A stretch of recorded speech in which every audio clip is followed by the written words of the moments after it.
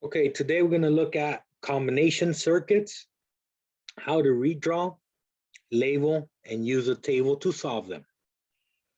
Okay, so let's start off with our combination circuit. We have a 12-volt battery. We have our conductor. We have a split here.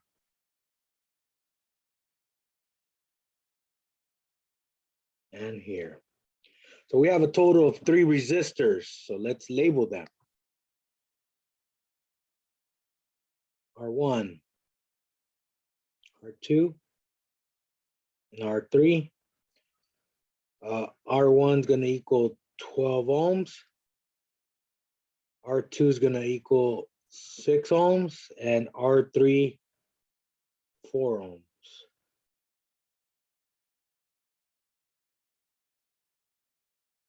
Okay. Now something very important to know. How do we know this is a combination circuit? Well, we have a parallel circuit here and a series circuit here. So those two circuits combined create the combo circuit. Okay. Now, one of the key things to doing a combination circuit is to do what I like to call a redraw. So we're going to have our first redraw, and I'm going to call this redraw number 1. So we're going to simplify this parallel, okay, R1 and R2, into one resistor. We're going to call that RT. So the battery has not changed. Our power source. This is combined, and we did not do anything to R3. So R3 remains the same. But this one here has become RT. Now, how did that happen? Well, if you recall, in order for us to acquire an RT, we have to do this. Use the total resistance formula for parallel circuit. Our first R1 is 1/12. Our R2 is 1/6. Okay. We find the common denominator. We have to multiply the 1/6 by 2, both the numerator and denominator. And we acquire this new equivalent fraction. We add 1 plus the 2/12. And our answer is going to be 3/12. Now remember that we cannot have our answer in the denominator. We're looking for RT. It cannot be in the denominator. So we have to flip it. Flip. We do that to the left, we must do that same thing to the right. So we flip 3/12, we're going to end up with 12/3. And 12/3 is simply 4. So RT equals to 4 ohms. Okay, so now I can erase this for some room.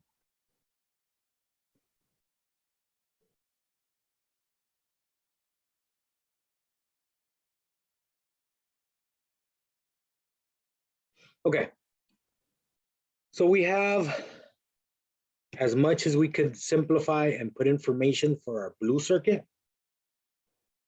Let's move on to our next redraw.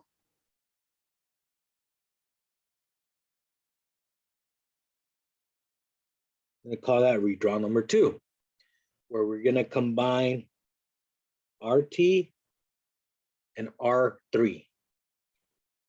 And we could do that simply by adding them. So we're going to say that's RG. The G stands for grand. Okay, the grand total. RG is RT plus R3. And that's 4 plus 4 equals 8. 8 ohms. So now let's do our redraw. 12 volts. 1 resistor because we combine RT and R3. This is our RG equals 8 ohms. Okay. All right, so we've simplified our circuit as much as we can. With that redraw, we started off with a complex circuit on the left, the black one, where you had both elements of a parallel circuit and a series. The first redraw, we made everything into a series, and then we made it in the green redraw to only having one power source and one resistor. Now let's set up our table. So we're going to set up our table here.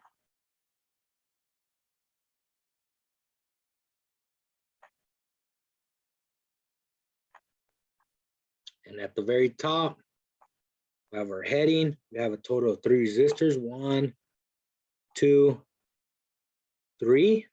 And at the bottom, we have RT and RG. So let's do that. So here at the top, we're going to have V. Here we're going to have I. And here we're going to have R. First row, call that one R1.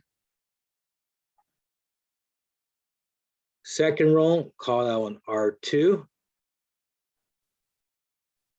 Third row, call that one R3. We're going to have our RT for a total when we combine the parallel. And finally, our RG for our grand total. Okay, so we have a total of 5 columns. Now, let's include the information that we have. So R1 is 12. And we cannot forget to add the symbol of ohms. R2 is 6. And we cannot forget to add our symbol of ohms. R3 is 4.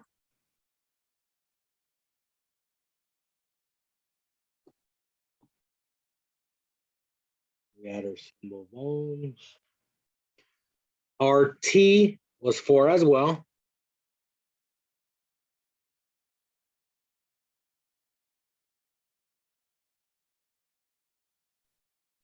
And RG was 8.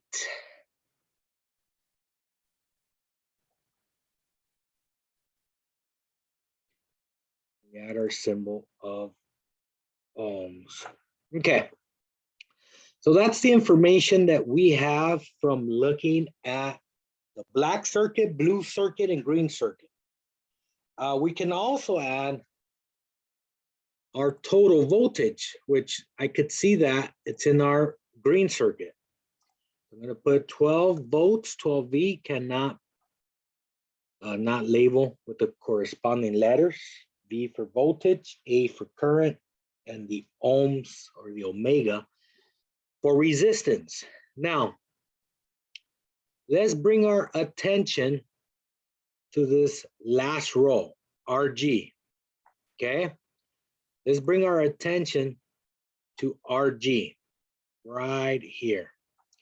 Now, the reason why I want to bring my attention to that is because I'm only missing one part out of the 3 pieces. So that means that I can set up and I can look for grand current. The grand current is the one that we'll find by looking at the green circuit. I have the grand voltage and I have the grand resistance, which is going to be 12/8. Now 12/8 equals to 1.5. 1.5 what? A's, amps. So now I can add that information over here.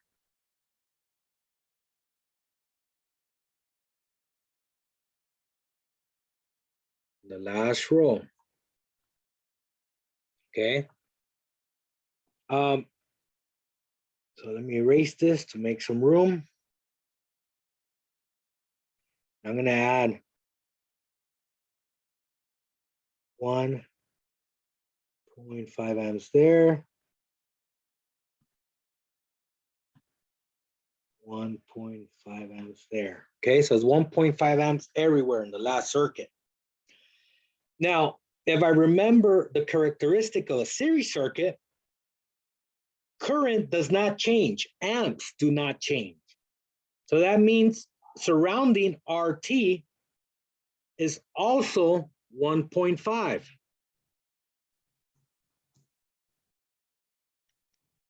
So I'm going to include 1.5 in my amps. Surrounding R3 is also 1.5 amps. So I'm going to include that as well. And that brings up another excellent situation. R3 and RT, I'm only missing one out of the three pieces. Now, my resistors were erased. Let me put them back. This one was 12. This one was 6.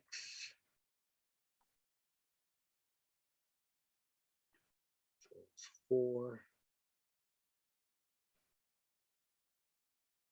And this one was also 4. Okay, sorry about that. So there they are. Now that brings up an excellent point. Going back to voltage of V3 and VT. I'm able to find those voltages now. So how do I do that? Well, now I just have to multiply. In order for me to find V3, all I have to multiply is I3 times R3, which in this case is 1.5 amps times 4 ohms. How do I find VT? Well, it's IT times RT. IT is 1.5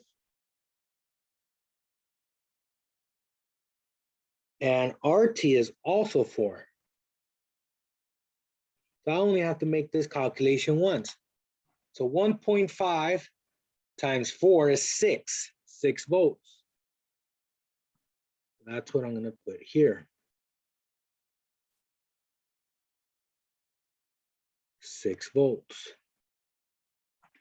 I'm also going to include 6 volts here. So there you go. 2 steps closer to completing my table. And I'm also able to add what I just found. So I could say that I have 1.5 amps here, 1.5 amps there, 1.5 amps there. The voltage drop in RT, that's 6 volts. And the voltage drop on R3 is 6 volts. And that makes sense that they're both equal because they both have the same resistance. And voltage drop is proportional to the resistance. If they're both the same, then the voltage will split evenly. And that's why we have a 6 and a 6. RT is composed of R1 and R2, and that's parallel. So that means that they both have the same voltage. So I could put 6V, because that's one of the characteristics of a parallel circuit, is that they both have, the voltage doesn't change. So now, if I look at my triangle, as a point of reference as to where I'm getting all these different formulas,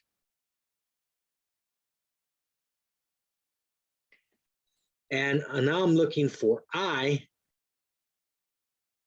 So these are the ones that I'm looking for, I1 and I2.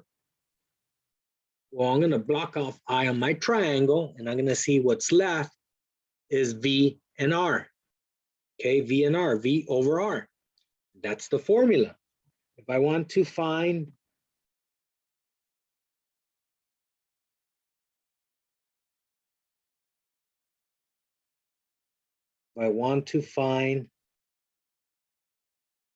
just get rid of this part here on the right. So when I do that, that's okay. I'll leave it there.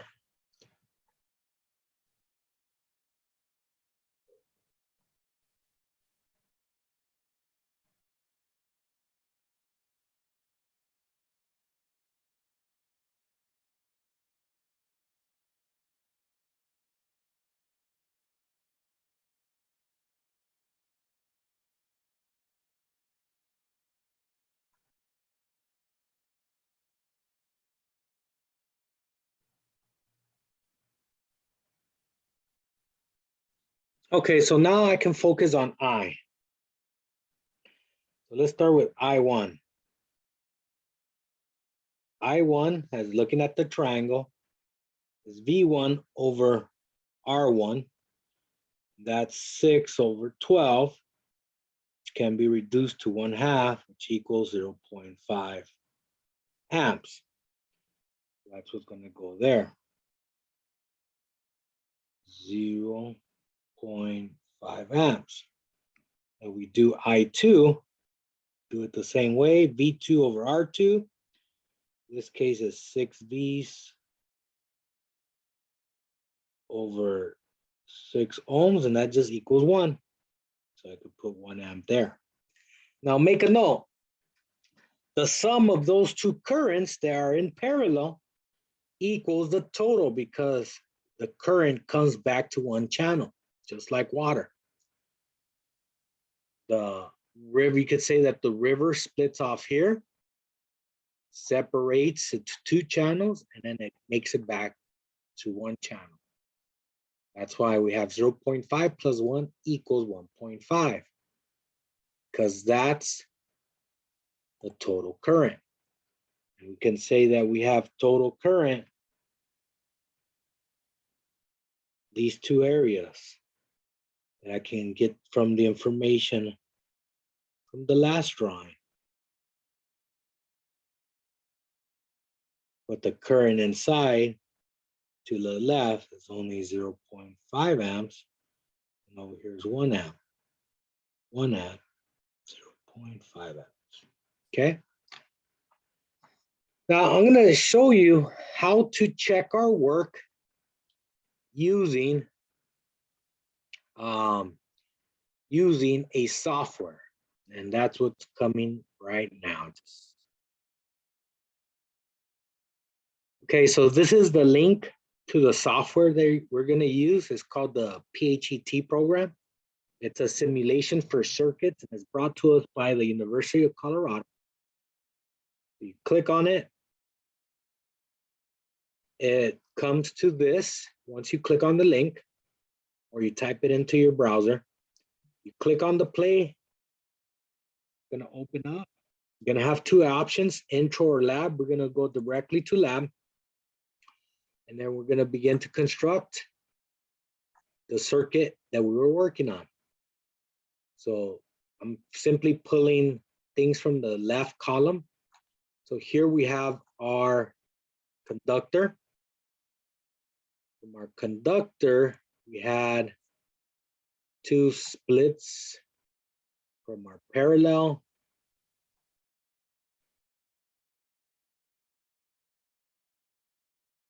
And then these are our resistors.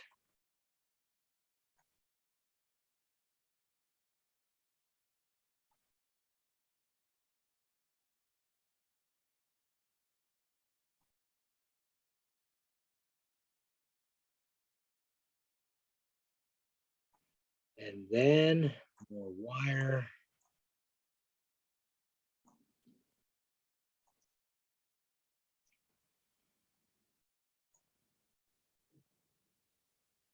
Then they split off.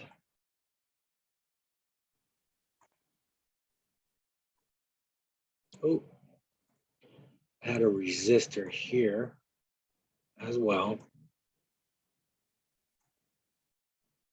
There it is. Now you can see that it's moving. I'm going to show the values and we're going to have to change them. Our battery was a 9 volts. It was actually 12 volts. Okay. This resistor here was 12 volts. Okay. Our other resistor was 6 and 4. So this one was 6.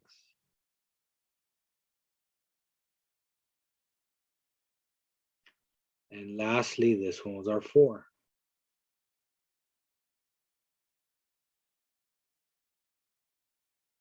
There we go. So the electrons are flowing by. On the right side, we have our voltmeter here on the right. We can check voltage. So for example, I put one of these here and the other one there, I'm going to get 6 volts. So let me label these. This one was my R1, R2, and R3. So let's see that. Does that equal R2? Is it 6 volts? Let's look at our table. Yes, R2 was 6 volts. Now we have 1 amp there. Let's take our amp meter. Let's see, do we have 1 amp there? Yes, we do. This one needs to be 0.5. Do we have 0.5? Yes. What's our total amps? 1.5. We have 1.5 here. You see? So this software allows you to double check your work. And the beautiful thing, if you make a mistake, so for example, let's say that I created a short and the battery can catch on fire. There will be no harm because this is a virtual simulation. So it's a great way to check your work and to correct things before it can become something very expensive when you're actually working on a car or any electrical component. Because here we can always disconnect things and we can get back to ensuring that they're working properly and checking out that Ohm's law, our current, our voltage, and our resistance are in working order, and that our values are correct from all the math that we did here. Okay. Well, thank you for watching. Hope you have a great day.